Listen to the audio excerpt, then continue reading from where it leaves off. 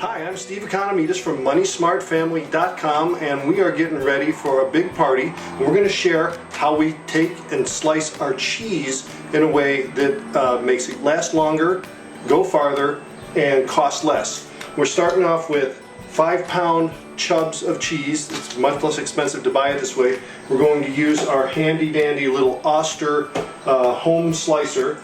And the end result is we're going to have cheese separated, cut into squares for crackers, separated by wax paper, and in Ziploc bags ready to be put on the party trays for the party. We're feeding about 250 people, so we're slicing 20 pounds of cheese. We have lasagna in the freezer, we have chicken we're cooking, and everything's going to be ready, and the wedding is in 3 days. Cut the cheese from the big chunk to smaller chunks to cut it. And one thing I found is that if you wet your knife before you cut chunks of cheese, it cuts much easier. It's kind of like a hot knife through butter. So I quarter the cheese that way, and then I cut it again into quarters this way. And one more cut, and we'll have cracker-sized cheese ready to slice.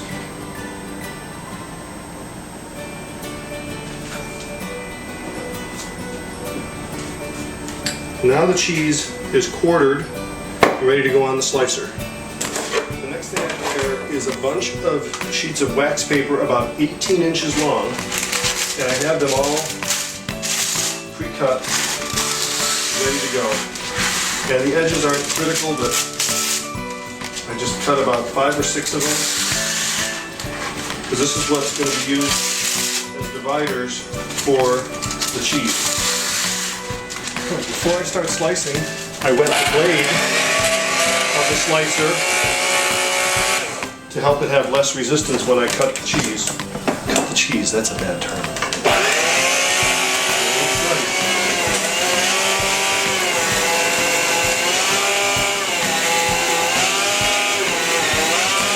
Cut about 4 slices, then I rotate the cheese so that it doesn't start getting an awkward angle on it, and I cut more.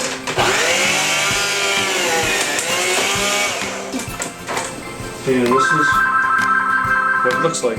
Alright, so we've sliced about a pound, maybe a pound and a half, and now we're going to put it on the wax paper to keep it from sticking together so we can store it in the refrigerator. Now we're doing this several days before the wedding, so we want to make sure that the cheese doesn't get stuck and tear when we take it out. So what I do is I fold the wax paper in half, so I get a middle mark. I leave about 1 inch in the middle, and I start lining the cheese up next to each other, and I line up about 5 or 6 pieces on each side.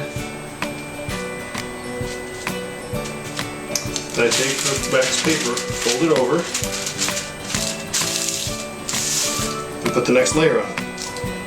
This way the cheese is separated, and then we're going to store it right in a Ziploc bag so it'll be airtight, and the cheese will be fresh and ready to put on the platters the day of the wedding. And you just keep going back and forth, accordion folding the wax paper until you use up all your cheese.